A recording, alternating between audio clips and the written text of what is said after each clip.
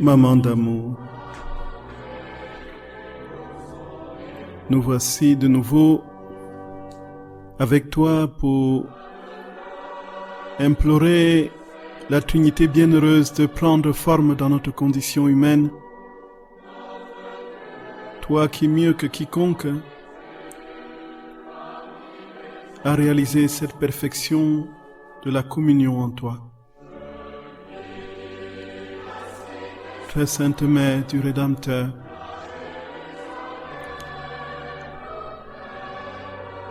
nous te supplions humblement, par ta prière insistante auprès de Jésus, ton enfant, accorde-nous, Mère très sainte, ce que nous te demandons. Donne-nous la joie de participer à la nature de ton Fils et de voir nos corps un jour glorifiés comme le tien, ô très sainte Mère.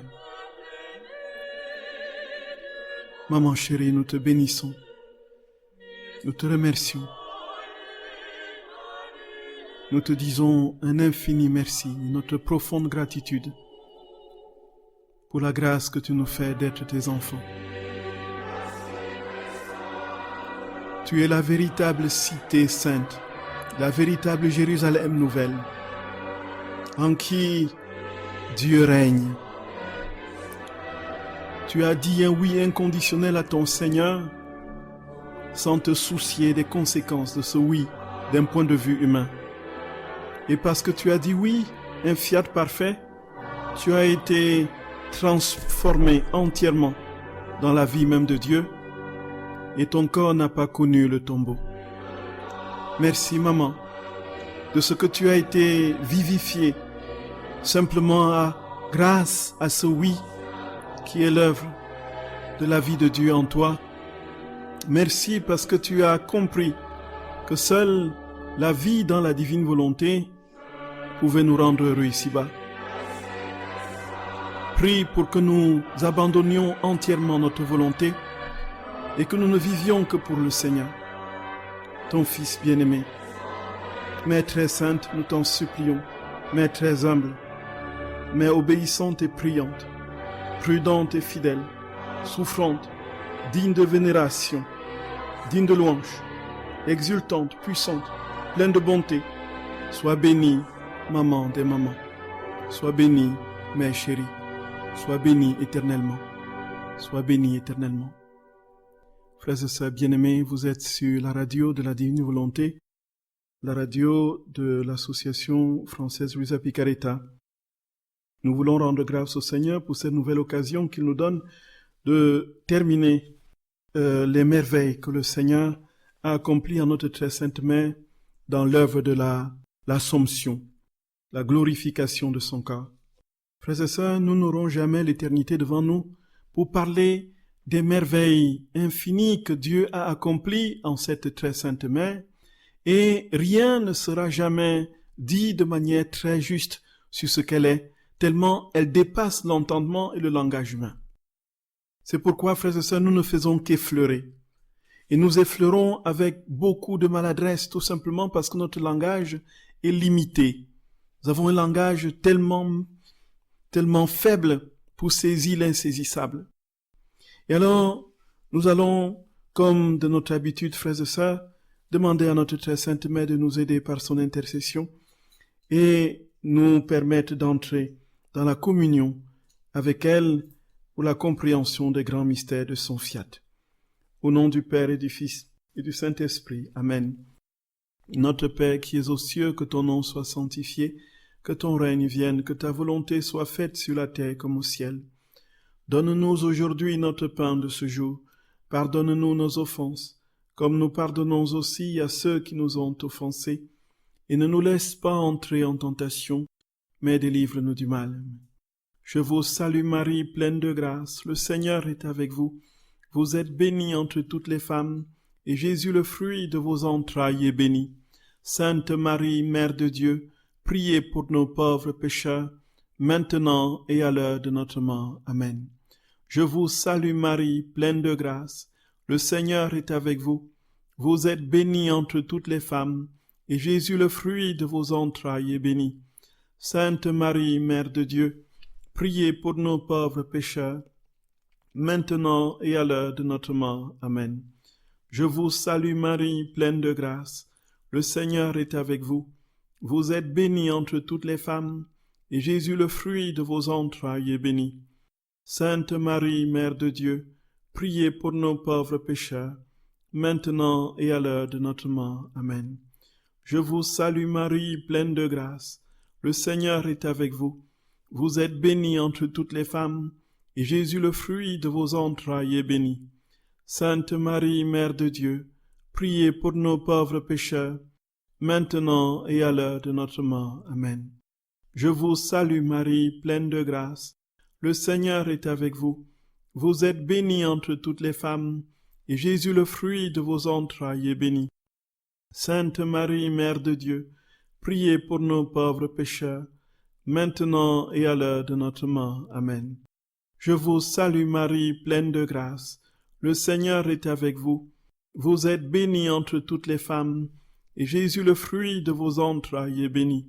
Sainte Marie, Mère de Dieu, priez pour nos pauvres pécheurs, maintenant et à l'heure de notre mort. Amen. Je vous salue Marie, pleine de grâce. Le Seigneur est avec vous. Vous êtes bénie entre toutes les femmes, et Jésus, le fruit de vos entrailles, est béni. Sainte Marie, Mère de Dieu, priez pour nos pauvres pécheurs, maintenant et à l'heure de notre mort. Amen. Je vous salue Marie, pleine de grâce. Le Seigneur est avec vous. Vous êtes bénie entre toutes les femmes, et Jésus, le fruit de vos entrailles, est béni. Sainte Marie, Mère de Dieu, priez pour nos pauvres pécheurs, maintenant et à l'heure de notre mort. Amen. Je vous salue Marie, pleine de grâce. Le Seigneur est avec vous. Vous êtes bénie entre toutes les femmes, et Jésus, le fruit de vos entrailles, est béni. Sainte Marie, Mère de Dieu, priez pour nos pauvres pécheurs, maintenant et à l'heure de notre mort. Amen. Je vous salue Marie, pleine de grâce. Le Seigneur est avec vous. Vous êtes bénie entre toutes les femmes, et Jésus, le fruit de vos entrailles, est béni. Sainte Marie, Mère de Dieu, priez pour nos pauvres pécheurs, maintenant et à l'heure de notre mort. Amen. Gloire soit au Père et au Fils et au Saint-Esprit, comme il était au commencement, maintenant et toujours, et dans les siècles des siècles. Amen. Au nom du Père et du Fils et du Saint-Esprit. Amen. Frères et sœurs bien-aimés dans le Seigneur, nous voulons rendre grâce à notre Seigneur qui a encore une fois de plus permis que nous parlions de sa très sainte Mère. Et comme nous savons, sans lui, nous ne pouvons rien faire. Et comme dit saint Paul, c'est lui qui met en nous le vouloir et le faire. S'il a voulu que nous fassions, c'est bien parce que il est au commencement et à la fin. Il est le premier et le dernier. La vie dans la divine volonté, c'est cela. C'est-à-dire que Dieu, qu'il soit l'alpha et l'oméga de notre vie, de notre existence. Et l'alpha et l'oméga, c'est le couronnement de toute l'existence humaine. Et ce faisant, frères et sœurs bien-aimés, la seule condition pour que ce premier et ce dernier mot de sa présence se réalisent dans nos vies, c'est que nous quittions tout, que nous quittions notre volonté propre, que nous acceptions de nous fondre en lui pour que sa vie devienne la nôtre, pour ainsi réaliser le ciel sur la terre, conformément à son projet et conformément à sa promesse. Frères et sœurs, c'est ce qu'a fait notre très sainte Mère. Nous avons dit la dernière fois que c'est parce qu'elle avait effectivement tout donné à son Créateur, sans rien lui refuser, qu'elle a été capable justement d'être assumée entièrement dans la gloire du ciel, sans connaître la corruption du tombeau. Et nous avons donc dit, selon ce que notre très saint Seigneur explique à sa servante Luisa Picaretta, nous avons dit que l'Assomption dont était la conséquence justement de la vie dans la divine volonté, et que cette Assomption, justement comme notre très saint Seigneur le dit au tome 18, n'est-ce pas, du livre du ciel, dit que cette Assomption, justement, c'est la fête de la divine volonté. Cette Assomption, c'est l'œuvre de la divine volonté. Et c'est justement parce que, encore une fois, l'Immaculée Conception générant automatiquement dans la conséquence et la logique, l'Assomption, cette Assomption, naturellement, qui est la plénitude de la vie de Dieu dans une créature. Et c'est ce que nous allons voir aujourd'hui de manière très très précise à partir, n'est-ce pas, des textes du livre du ciel. Et nous allons ainsi, avec cette émission, nous espérons, terminer tout le propos que nous pouvons, du moins partiellement, dire sur l'Assomption, disait uniquement l'Assomption. On n'a pas abordé tous les trésors de grâce en Marie, sinon l'éternité même ne serait pas suffisante pour pouvoir tout dire de la très sainte mère. Frères et sœurs bien-aimés, soyez les bienvenus sur la radio La Divine Volonté, que notre très sainte mère nous accompagne dans ce temps d'antenne. Soyez bénis, frères et sœurs.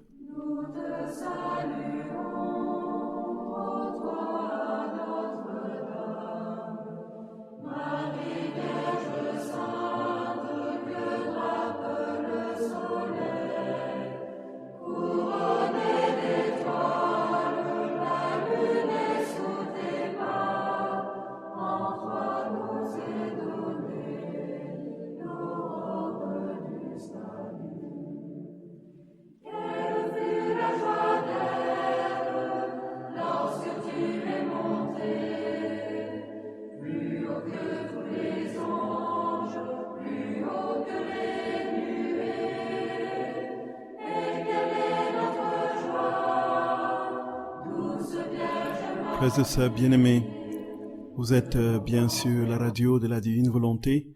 Que la grâce nous soit donnée de comprendre ces infinis mystères. Frères et sœurs, en travaillant le livre du ciel, j'ai été personnellement très très profondément surpris, agréablement j'entends, par le fait que, en définitive, quand on travaille la très sainte mère, on se rend compte que Jésus dit très clairement que c'est l'Assomption, en fait, c'est la fête de la divine volonté. Et il le dit de manière tellement insistante qu'on peut se poser la question, et donc qu'en est-il des autres fêtes de la rédemption, de Noël, de Pâques, de l'Ascension, de la Pentecôte, qui sont les éléments, les moments déterminants, justement, de la vie, de déploiement de la grâce dans la créature humaine, dans le temps de la rédemption.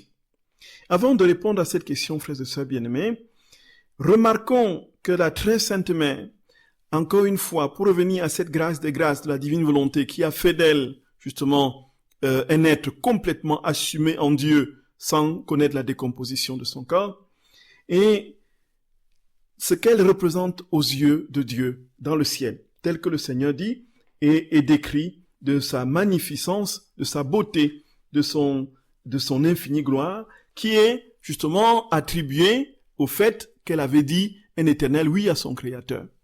On revient toujours sur la même chose, frères et sœurs bien-aimés. La vie dans la divine volonté, c'est une répétition d'une seule et même formule. Quitte ta volonté, reçois celle de Dieu. Alors voici ce que notre Seigneur dit à Luisa Picaretta au 15 août 1930. Donc, il dit, ma fille, la gloire, la grandeur et la puissance de ma céleste maman dans la patrie du ciel sont insurpassables. Sais-tu pourquoi?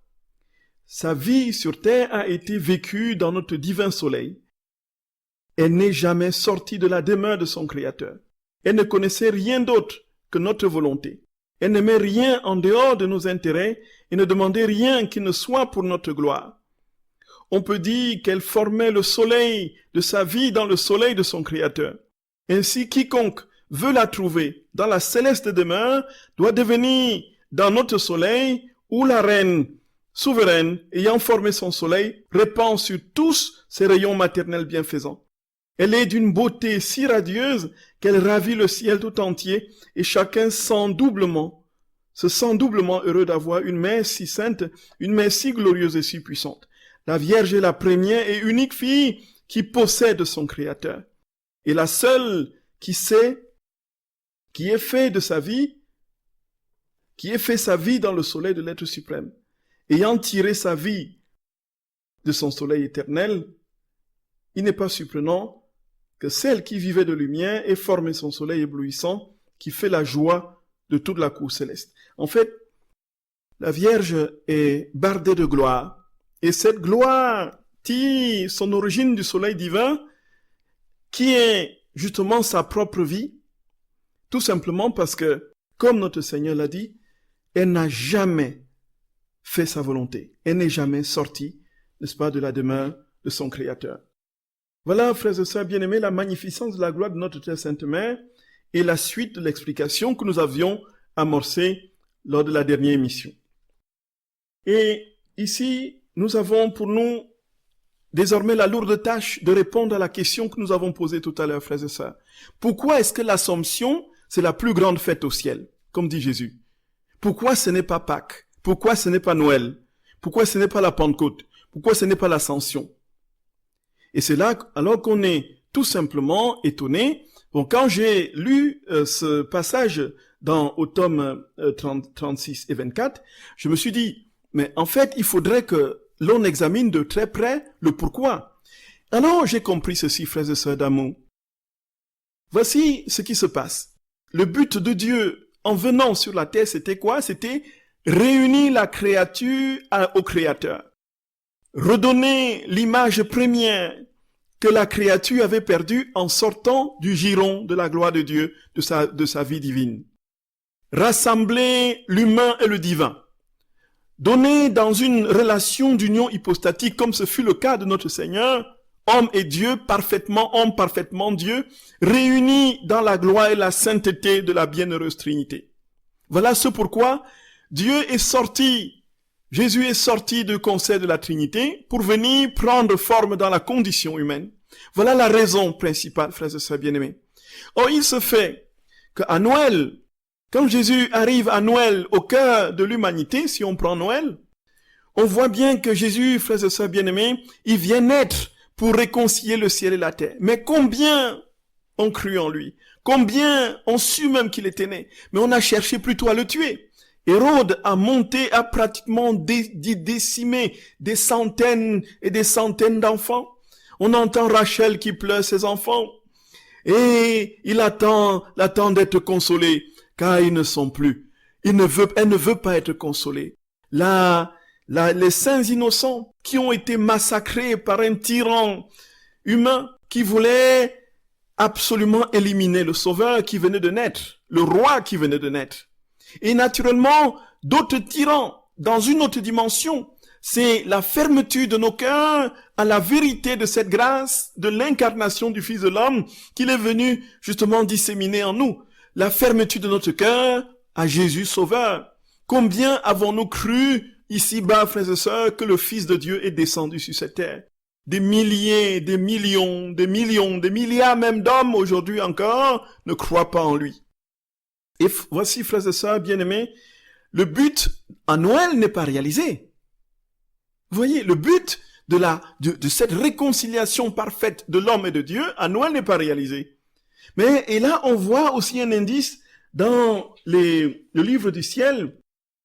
Luisa Picaretta, c'est au tome 23 du 25 décembre 1927.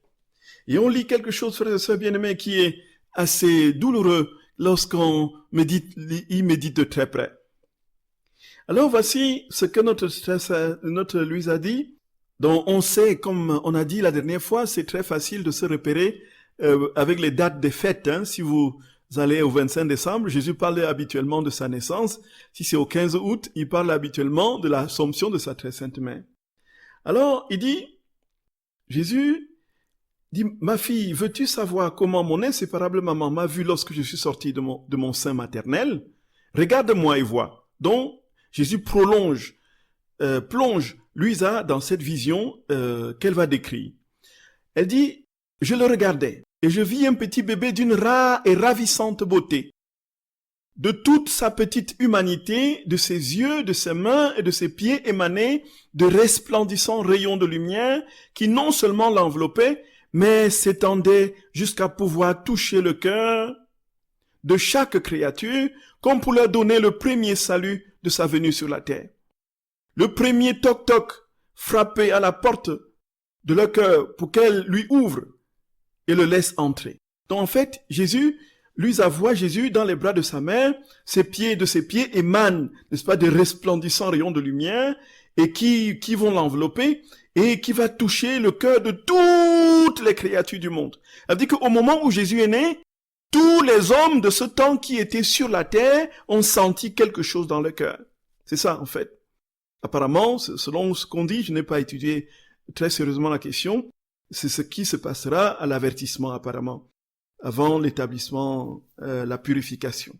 Mais je n'ai pas creusé la question, encore une fois, je ne veux pas m'aventurer là. Non, Jésus, quand il est né, il a répandu sa lumière dans tous les cœurs. Tous les cœurs ont été touchés par un rayon de lumière venant du cœur de Jésus, des mains de Jésus, de la personne du petit bébé Jésus. Et Jésus leur disait ainsi, je te salue. Il leur donnait le premier salut de sa venue sur la terre. Il dit, le premier toc-toc, frapper à la porte de leur cœur pour qu'elle lui ouvre et le laisse entrer. Ce coup était doux, mais également pénétrant. Cependant, étant un coup de lumière, il ne faisait pas de bruit, tout en ne se faisant pas entendre avec force, plus que n'importe quel autre son. Donc, vous voyez, non seulement, ça ne faisait pas de bruit, mais ça se faisait entendre plus qu'aucun autre son, puisque c'était, n'est-ce pas, les toc-toc de la lumière divine. Aussi, ce soir-là, tous ont senti quelque chose d'inhabituel dans le cœur, mais rares sont ceux qui lui en ont ouvert la porte pour le recevoir. Et le tendre petit enfant, sentant qu'on ne lui rendait pas son salut et que personne ne lui ouvrait malgré ses appels répétés, les lèvres livides et tremblant de froid, se mit à pleurer. Il sanglotait, gémissait et soupirait. Voyez, frères et sœurs bien-aimés. Et c'est alors que il va désespérément voyant cela. On dit, Jésus, frères et sœurs, qui va dire à chaque créature, je suis venu dans le monde. S'il te plaît, ouvre-moi la porte de ton cœur et laisse-moi entrer. Et comme tous les cœurs se sont resserrés en grande partie, Jésus se mit à sangloter, à pleurer. Et lui a décrit la suite en disant qu'il s'est jeté dans les bras de sa mère pour l'envelopper justement de ces rayons de lumière que les créatures avaient refusés. Nous voyons que Noël ne peut pas être la grande fête puisque le but que Dieu assigne à son incarnation n'est pas atteint. Voyez, frères et sœurs bien-aimés.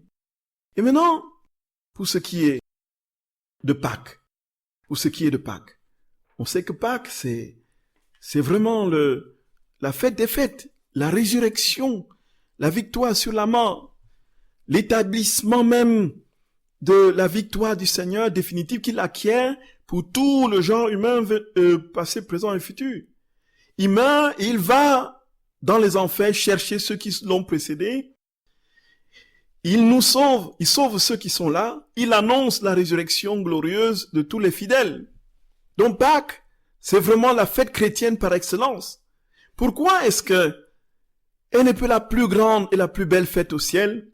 Encore une fois, pour les mêmes raisons, frères et sœurs bien-aimés, Jésus est mort et ressuscité, qui a cru en lui. Déjà, si l'on commence le jeudi saint par l'institution de l'Eucharistie, quand il va donner son corps à manger, son sang à boire, combien vont le recevoir véritablement avec amour? Combien vont lui donner l'amour réciproque qu'il déploie vis-à-vis de la créature?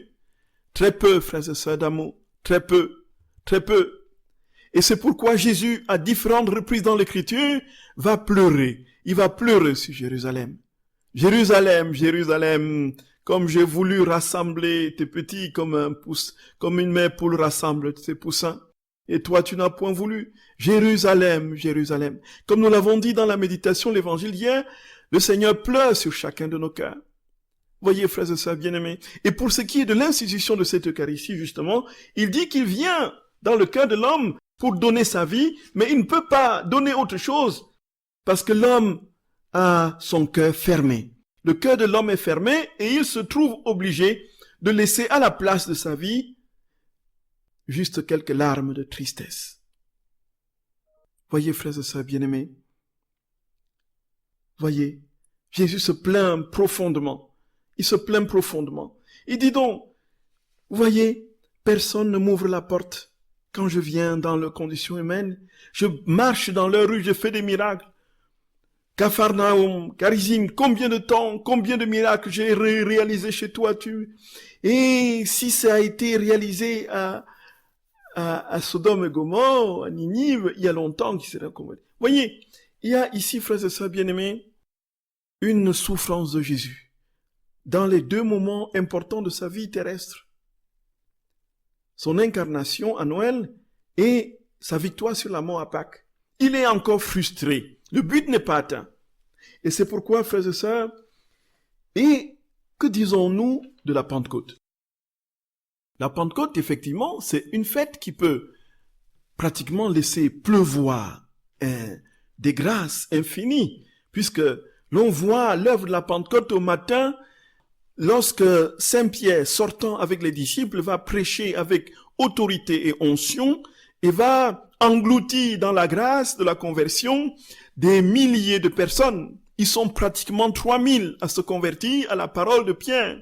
Eux qui, il y a quelque temps de cela, étaient timides et rabougris dans la peur. Ici, frères et sœurs, on voit dans les actes des apôtres se déployer des œuvres de puissance de l'Esprit Saint, des miracles, des résurrections des morts, de guérison de malades, de les boiteux qui marchent, ainsi de suite, ainsi de suite. Les sourds qui entendent, les aveugles qui voient, des signes prodigieux venus justement de ce moment où ils ont été saisis d'une manière parfaite par le Saint-Esprit. Mais il se fait, frères et sœurs bien-aimés, que le déploiement de ces charismes laisse encore la nature humaine dans son état de pécheur. Et nous voyons justement, c'est ce que l'on dit, n'est-ce pas, en théologie, c'est la grâce gratuitement donnée, la gratia gratis date. C'est une grâce ne dépend pas de la sainteté de l'homme. Ce sont des charismes de l'esprit qui nous sont donnés pour accomplir une mission spécifique. Et Jésus établit bien dans le livre du ciel la subordination de ces grâces qui sont de l'ordre des vertus, si elles peuvent être théologales ou surnaturelles.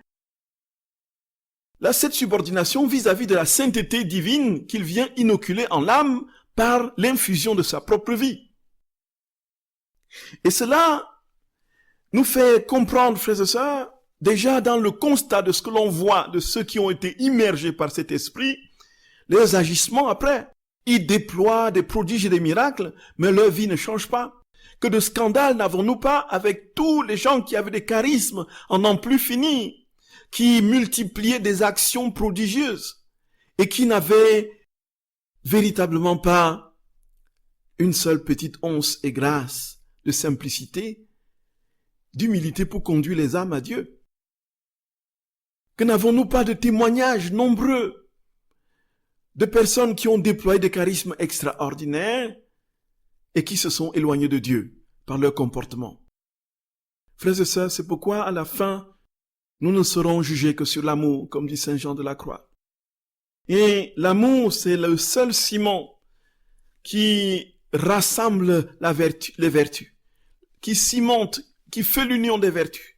Et ces vertus, frères et sœurs, qui vont culminer sur le grand et magnifique, infini cadeau de la vie divine dans l'âme que Dieu infusera dans nos âmes.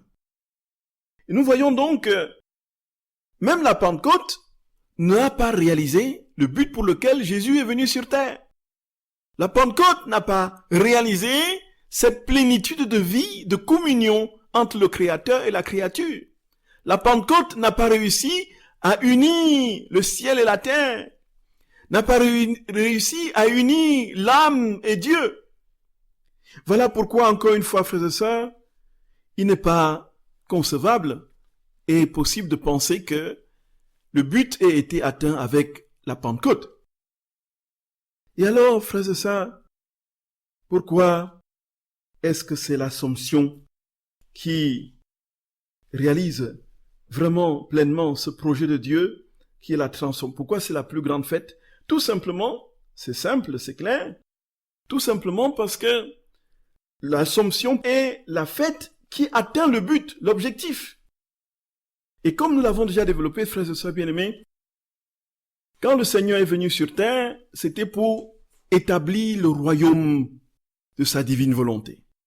Et comme l'homme était blessé, il fallait qu'il applique le remède de la rédemption dans les blessures de l'homme, de la condition humaine, pour lui permettre d'accueillir ce cadeau divin de sa propre vie.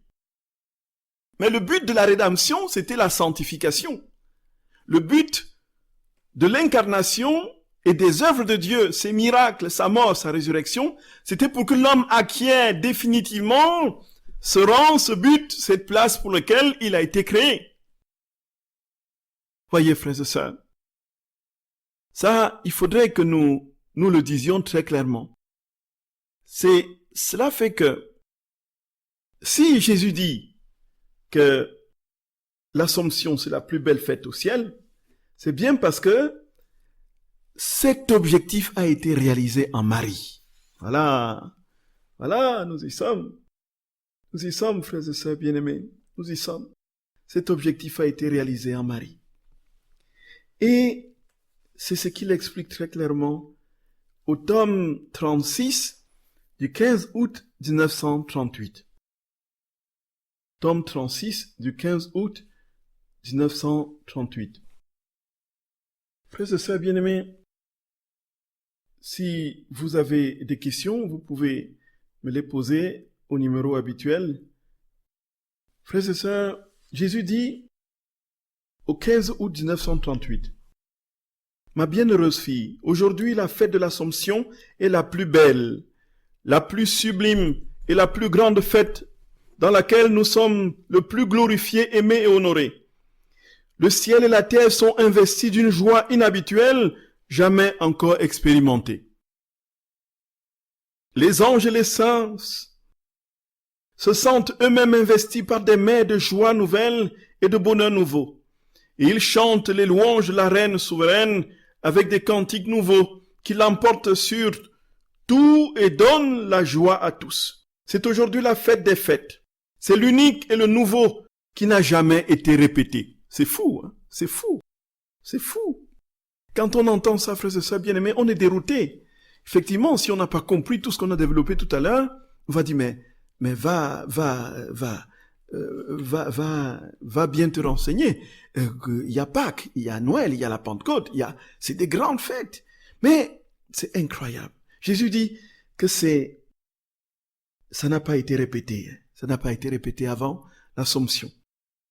Aujourd'hui, le jour de l'Assomption, la divine volonté opérant dans la Dame souveraine a été célébrée pour la première fois. Les merveilles sont ravissantes.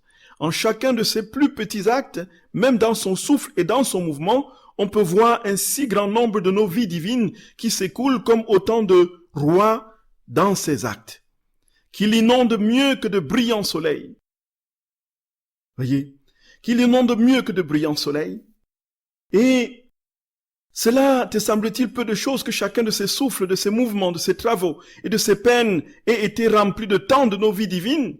Le grand prodige de la vie opérante de ma volonté dans la créature est exactement cela. Former autant de nos vies divines que d'entrer de ma volonté dans le mouvement et dans les actes de la créature. Et comme mon fiat possède la vertu de bilocation et de répétition, et qu'il répète toujours sans jamais s'arrêter ce qu'il fait, la grande dame, sans ses vies divines, se multiplie en elle, ce qui ne fait qu'étendre immensement des mers d'amour, de beauté, de puissance et de sagesse infinie.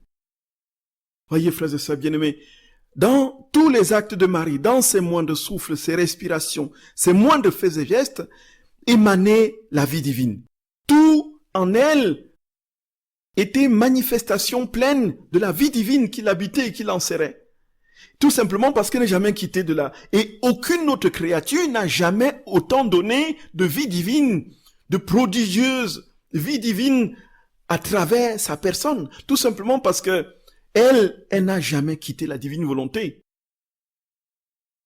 Et Jésus dit que cet acte n'a jamais été répété au ciel, tout simplement parce que ça vient d'une créature. Jésus, quand il est ressuscité et qu'il est monté au ciel, c'était le Dieu. C'était Jésus, Dieu, Fils de Dieu, deuxième personne de la Trinité. Mais ça n'a jamais été répété tout simplement parce que Marie, au jour d'aujourd'hui, est la seule de qui émane de telles vies divines à profusion. La seule créature qui n'est jamais sortie de la divine volonté.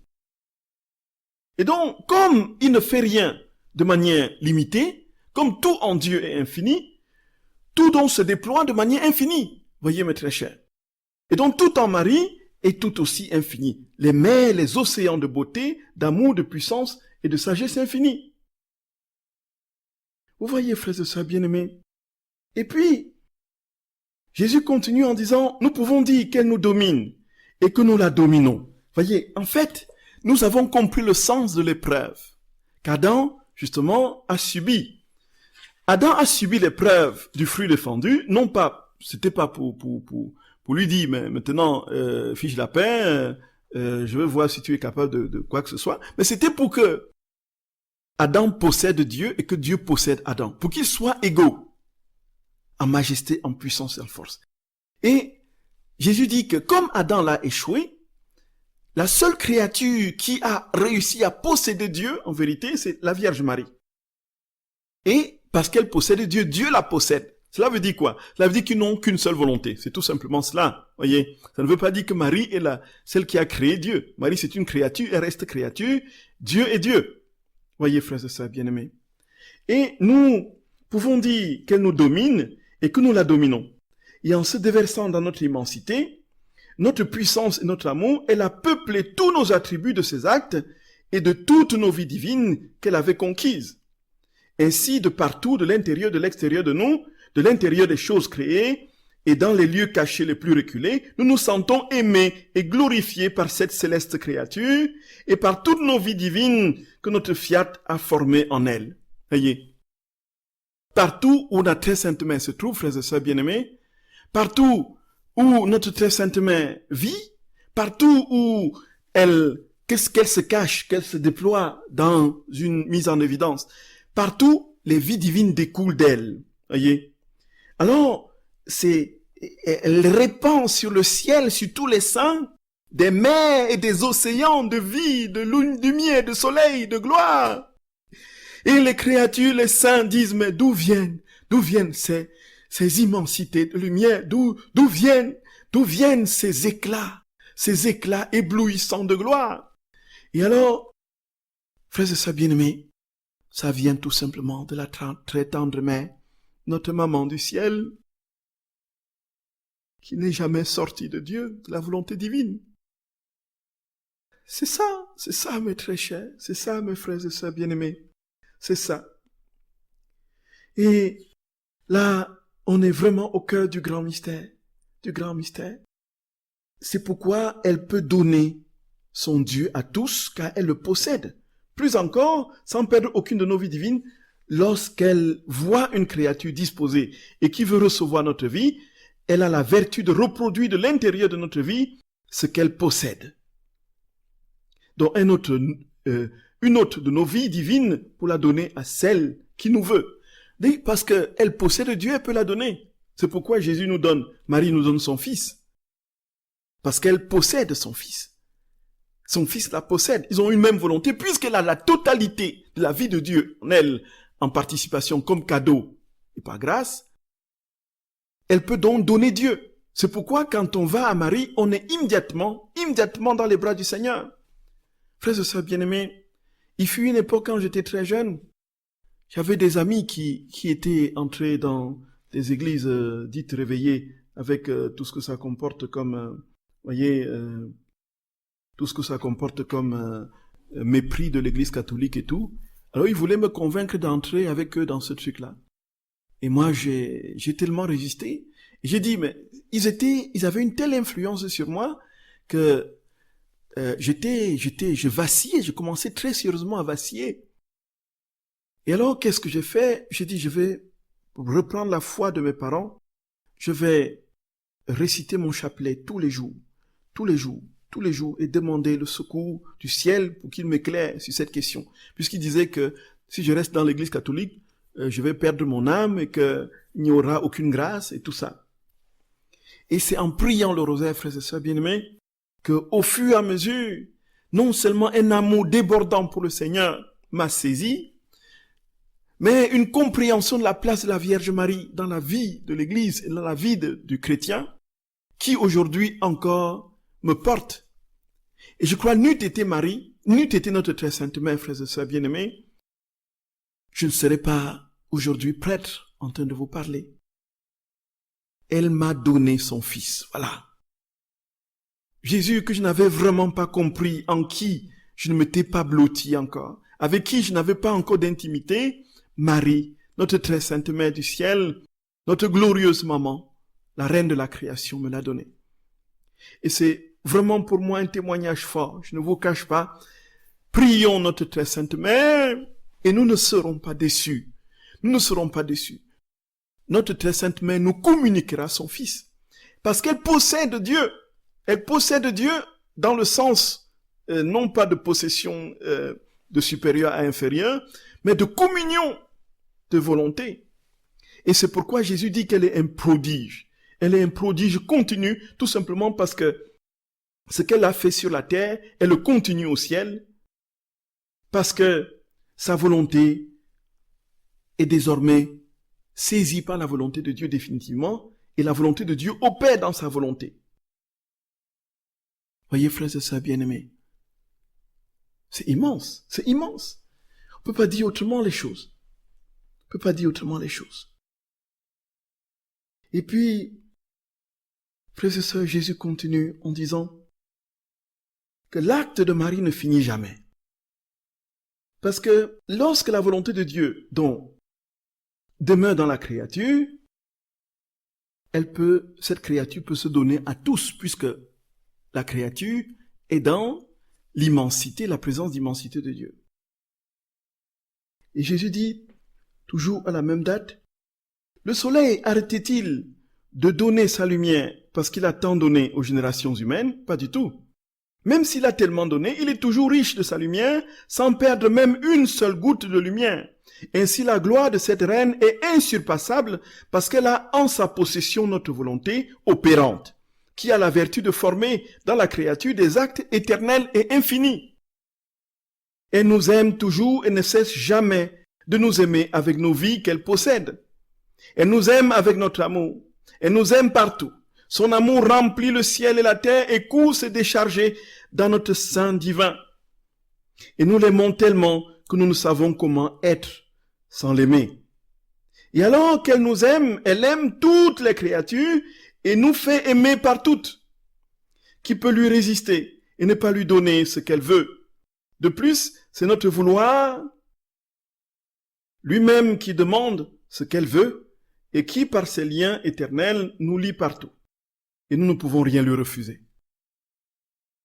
La communion de volonté entre la très sainte mère et Dieu est tellement parfaite que le Père ne peut rien refuser à Marie. Notre très sainte mère reçoit tout de Dieu. Tout ce qu'elle demande, elle obtient. Et elle fait aimer parce qu'elle est en tous, parce que entièrement en Dieu, elle l'amène toutes les créatures à aimer Dieu. Et donc Dieu ne peut rien lui refuser, frères et sœurs bien-aimés. En fait, la seule chose que nous devons demander dans notre prière ici-bas, c'est demander la volonté de Dieu. Demander le cadeau de la volonté de Dieu. Notre prière devrait être cela. Si nous devons demander quelque chose, pour nous-mêmes, demandons le cadeau de la divine volonté. Tout simplement parce que ce cadeau, frères et sœurs bien-aimés, nous place, nous introduit dans l'immensité de Dieu et nous fait embrasser tous les temps, toutes les générations d'hommes. Nous fait entrer dans la vie et les prérogatives et les attributs de Dieu à l'infini. Et ensuite, nous permettre donc de ramasser, de collecter tous ces attributs, toutes ces grâces en Dieu pour les déverser sur toutes les créatures. Nous sommes dans tous les cœurs. Oh, c'est fou, frères et sœurs. C'est fou. C'est fou. Ça, nous, on l'entend aujourd'hui comme la théorie, parce que notre vie concrète, il faut dire que les thèmes que nous développons ne sont pas forcément très pratiques. Vous pardonnez-moi, mes très chers, parce que ça peut être compliqué pour certains, mais il faut qu'on comprenne déjà ces éléments de doctrine, de vérité du livre du ciel pour pouvoir entrer dans la pratique, pouvoir l'appliquer. Comprendre l'implication de la vie dans la divine volonté. Comment est-ce que dans la divine volonté, tout est différent, tout est infini, tout est immensement divin.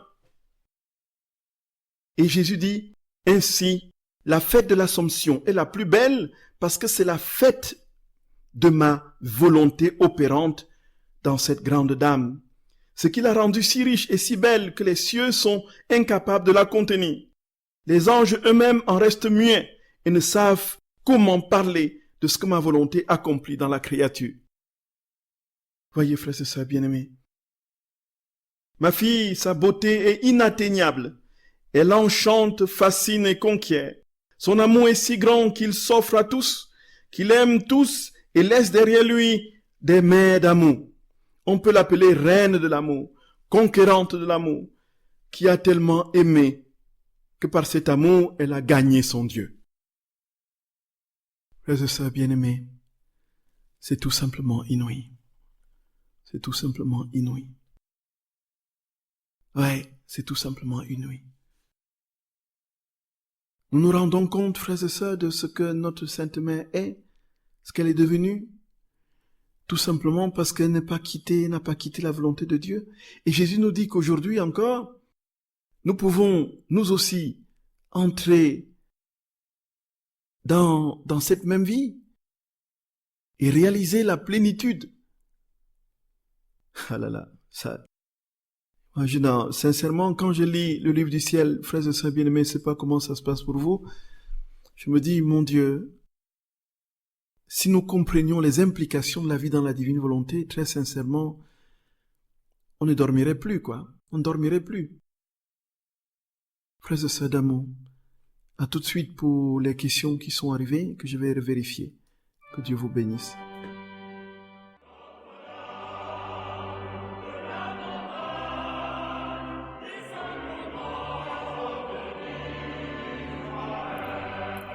Frères et sœurs bien-aimés, vous êtes sur la radio de la Divine Volonté, la radio de l'association française Luisa Picaretta, dont nous disions tout à l'heure que c'était le but que Jésus s'est assigné en sortant de son Père pour venir prendre la condition de l'homme n'a été atteint que dans la Vierge Marie. Et j'ai une question qui est arrivée, deux questions. Les gens ne croient pas en Dieu parce qu'ils ne croient pas avoir une âme et que cette âme, en plus, est immortelle. Oui, je crois tout à fait, ma chère sœur. Je suppose que c'est une sœur qui a écrit. Ce n'est pas signé. Tout à fait. Les hommes vivent comme si c'était des animaux. Le drame de l'homme, effectivement, contemporain surtout, on espère que la succession des drames de l'histoire liés aux pandémies, tout ça, vont peut-être réveiller les consciences. Mais on avait vécu et on continue à espérer pouvoir vivre comme on vivait avant, c'est-à-dire vivre platement dans la recherche des gains, du gain, du plaisir et de la gloire. Ce qui a motivé justement une quantité importante de gens justement à multiplier tous leurs efforts pour vivre le plus longtemps ici-bas de la manière avec le plus de plaisir qui soit exploité, tiré, n'est-ce pas, dans un hédonisme scandaleux, entêté, invétéré, tirer le meilleur parti de la vie des plaisirs d'ici-bas. Et tout simplement parce que beaucoup, effectivement, comme dans des courants athées, peuvent dire que l'homme est un conglomérat d'atomes appelés à se désagréger dans le néant après sa mort. Donc il n'y a pas d'âme. Et notre âme, c'est le siège de la volonté que je déploie pour mes plaisirs, pour chercher le plaisir, de mon intelligence que je déploie pour calculer et réussir dans la vie et le plus possible faire des coups bas, de ma mémoire pour me souvenir de mes 400 coups.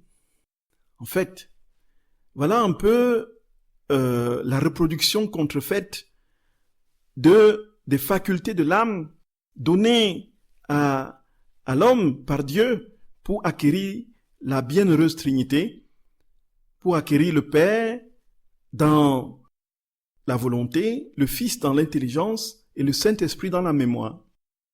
Donc effectivement, les gens vivent comme si Dieu n'existait pas, comme s'il n'avait pas d'âme, et donc cette âme était immortelle. Et le deuxième volet de la question que pose notre chère sœur, effectivement j'avais vu juste, et notre sœur, c'est est-ce que si on a une vie de péché, est-ce qu'on peut vivre dans la divine volonté? Justement, ma chère sœur, bien-aimée, la vie dans la divine volonté, c'est l'absence de péché. Donc Dieu ne peut pas venir se loger dans un cœur qui est rempli de péché. C'est pas possible, c'est incompatible. La divine volonté et le péché s'excluent. Il n'y a pas possibilité pour la divine volonté de vivre dans le péché, tout simplement parce que la volonté, c'est Dieu lui-même, la plénitude de sa vie, dans le déploiement infini de sa sainteté. Et donc c'est pourquoi il y a effectivement à prendre en compte et à user de la grâce sacramentelle qui nous est donnée aussi aujourd'hui pour pouvoir nous engager et évoluer dans cette vie dans la divine volonté, tout simplement parce que sans le sacrement de réconciliation, comment allons-nous purifier notre cœur pour que Dieu vienne s'établir? Et nous savons, en attendant de vivre pleinement et de manière parfaite dans cette vie divine, que nous sommes constamment en évolution en dents de scie. Aujourd'hui, nous faisons quelques efforts assez louables, demain nous chutons, ainsi de suite. Et pour nous relever, comment faut-il nous relever? Pouvons-nous nous relever s'il n'y a pas la grâce sacramentelle, notamment le sacrement de réconciliation? C'est pourquoi, frères et sœurs bien-aimés, j'insiste pour ma part, quand je parle aux personnes, vraiment, sur ce sacrement de grâce. C'est le sacrement des sacrements. C'est le sacrement, quand je dis des sacrements, dans le sens de la purification de l'âme, c'est le sacrement qui nous permet de retrouver la pureté de notre âme, de notre cœur, pour pouvoir acquérir la vie de Dieu pleine. Et c'est pour cela que une vie dans la divine volonté, c'est une pratique continuelle, régulière, de tous les moyens de salut que le Seigneur met à notre disposition aujourd'hui. L'Eucharistie, la confession, n'est-ce pas, tous les sacrements que le Seigneur nous donne comme moyen de salut. Et donc, effectivement, il faut que notre cœur soit purifié pour que Dieu s'établisse pleinement. Frères et sœurs d'amour, il y a donc cette vérité frères et sœurs d'amour, qui nous situe maintenant dans la réponse définitive, celle que nous avons développée, que Jésus donne très clairement. Il dit, voici donc pourquoi, mes chers enfants, la fête de l'Assomption est la plus belle et la plus grande au ciel. Voici la raison définitive. Voici, c'est parce que Marie a réalisé ce pourquoi je suis sorti. Personne d'autre ne l'a fait encore. Et il conclut donc ce passage, frères et sœurs bien-aimés, en disant, tu dois savoir que l'homme, en faisant sa volonté, a brisé les liens avec son Créateur et avec toutes les choses créées. Cette céleste reine, avec la puissance de notre fiat qu'elle possédait, a réuni son Créateur avec les créatures. Voilà! Le but est atteint, frères et sœurs d'amour, le but est atteint. Elle a réuni le Créateur avec les créatures.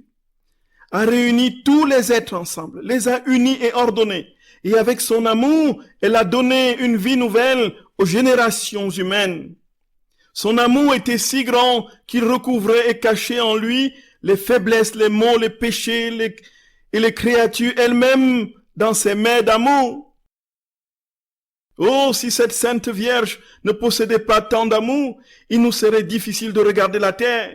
Voyez, voilà pourquoi, frères et sœurs bien-aimés, c'est la plus grande fête. Voilà pourquoi c'est la plus grande fête. Voyez, il serait difficile à notre Seigneur de regarder la terre. Mais non seulement son amour nous l'a fait regarder, mais il nous fait vouloir que notre volonté règne sur la terre parce qu'elle le veut ainsi. Elle veut donner à ses enfants ce qu'elle possède et par amour, elle fera notre conquête et celle de ses enfants. Voyez, frères et sœurs d'amour. C'est inouï, c'est inouï. Elle veut que le règne de Dieu arrive. Elle veut que le règne de Dieu arrive. Elle a été la seule à réconcilier le Créateur et les créatures. Voilà pourquoi la glorification de notre très sainte mère au ciel est la fête de la divine volonté. Et la plus grande fête au ciel. Parce que le but est atteint en elle. Et donc elle dit qu'elle attend que nous venions régner avec elle. Elle attend que nous venions régner avec elle, frères et sœurs bien-aimés. Et notre passage qu'il explique, que je ne vais pas lire parce que nous n'avons pas le temps, c'est le passage au tome du 15 août 1928, 15 août 1928, je crois c'est au tome 24. 15 août 1928, vous retrouvez les mêmes explications que l'on a dans celui du 15 août 1938. Voyez, frères et sœurs bien-aimés. Donc, il y a donc l'attente du règne, l'attente du règne de toutes les créatures avec Marie. Et comme elle a réussi à réconcilier le ciel et la terre dans sa personne, elle attend que l'humanité entière vienne régner avec elle dans cette même gloire, dans cette même sainteté, frères et sœurs bien-aimés. Notre très sainte mère attend que nous régnions avec elle. Et ça, c'est vraiment tout ce que nous pouvons imaginer, de tout ce que nous pouvons imaginer et concevoir d'une créature. Voilà le plus grand prodige. Voilà le plus grand miracle. Et ce faisant, frères et sœurs, il est indispensable que nous entrions dans cette vie pleine. Et ça, c'est quelque chose de particulièrement fort. Et puis, notre même sœur demande, pardonnez-moi, j'ai regardé les questions sur le téléphone. Notre même sœur demande comment se confesser dans la divine volonté. Disons que si on part de l'idée que la confession, c'est l'aveu de nos péchés et l'accueil de la miséricorde de Dieu, on pourrait d'emblée conclure qu'on ne peut pas se confesser dans la divine volonté parce que Dieu ne peut pas venir en nous, se confesser en nous. Puisque dans la divine volonté, c'est Dieu qui opère tout en nous, c'est Dieu qui fait tout en nous, c'est lui qui pense, qui agit, qui parle en nous. Et comme il n'a pas péché, et comme il n'est pas là, juste sa grâce sanctifiante en nous, son cadeau divin s'étant retiré à cause du péché, c'est nous qui parlons au confesseur pour lui demander justement pour lui dire nos péchés. Il ne peut pas se confesser en nous.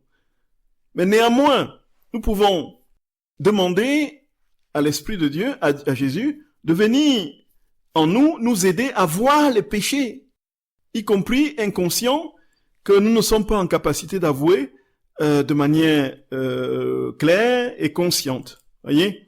Et là, effectivement, se confesser dans la divine volonté, c'est demander à Jésus, dans l'examen de conscience, de venir investir notre intelligence, notre mémoire, notre volonté, pour que nous ayons déjà une profonde contrition du péché que nous allons confesser, et ensuite que nous nous rappelions de tout, y compris justement ce qui pourrait paraître inconscient.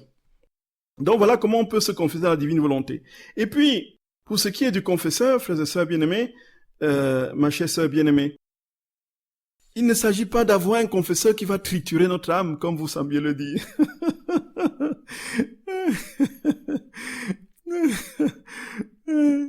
Disons que la miséricorde du Seigneur est au-delà, infiniment au-delà de tout ce que nous voyons déjà dans les paraboles, frères et ma chère sœur, de l'enfant prodigue, par exemple, du Père miséricordieux. Le fils a préparé tout un discours qu'il devait déclamer devant son père pour essayer, mais il n'a même pas eu le temps de prononcer le discours. Qu'est-ce que le père a fait? Le père s'est jeté sur lui, l'a embrassé, l'a couvert de baisers, lui a organisé la grande fête qui a rendu jaloux son frère. Et on voit, frères et sœurs, Zachée. Quand Zachée reçoit Jésus chez lui, on n'entend pas une seule parole de reproche de Jésus. On ne l'entend pas dire, bon, voici Zachée, tu as volé telle date, telle somme et tel truc à telle personne. Jésus entre chez Zachée, l'amour qui découle de Zachée va envelopper Zachée, et Zachée va dire, voilà, il est saisi par cet amour, et c'est là qu'il dit, ce que je prie aux autres, je vais les rendre 4 fois plus. Et voilà le véritable confesseur. Le véritable confesseur, c'est le Père prodigue, le Père miséricordieux, c'est Jésus dans la maison de Zachée, ainsi de suite, comme pour Jésus auprès de la femme adultère, ainsi de suite. Avons-nous vu Jésus dire à la femme adultère, bon, toi, combien de fois tu as péché, toi? Combien de fois tu étais avec tel homme, telle date? Tu étais avec 3 autres à telle date? Tu étais avec 4 autres à telle date? Non, non. Il dit, va, ne pêche plus. Moi non plus, je ne te condamne pas. L'attitude du confesseur n'est pas de scruter les péchés des gens et de dire, il y a tel, mais c'est d'entrer dans cette peau, dans la peau du Père miséricordieux, dans la divine volonté. En fait, la confession se fait dans la divine volonté, tout comme la messe.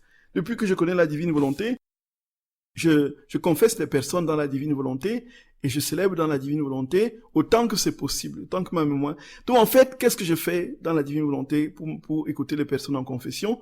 C'est que je demande au Seigneur de venir prendre mon cœur, mon esprit, mon âme, mon intelligence et ma mémoire, de venir être tout entier en moi, qu'il n'y ait rien en moi qui ne soit moi, mais que tout soit lui, pour écouter cette personne et dire la parole qu'il veut lui dire à cette personne. Voyez? Donc, ma très chère sœur bien-aimée, n'attendez pas de trouver un prêtre qui va triturer votre âme pour faire une bonne confession. Demandez au Seigneur de mettre sur votre chemin un prêtre qui porte son amour et qui est investi de sa grande et profonde présence. Oui. Voilà ce qui est de comment effectivement se confesser dans la divine volonté. Et alors, pour faire une bonne confession, il faut la contrition profonde et vraiment un désir sincère de repentir.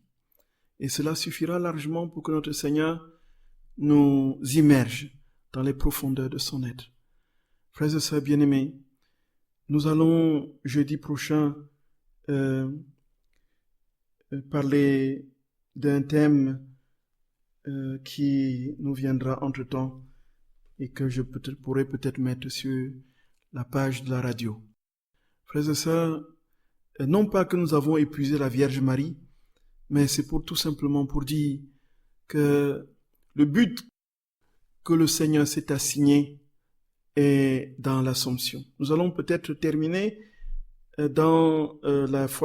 commencer la fois prochaine en lisant ce texte où la Vierge dit très clairement qu'elle attend qu'on vienne régner avec elle.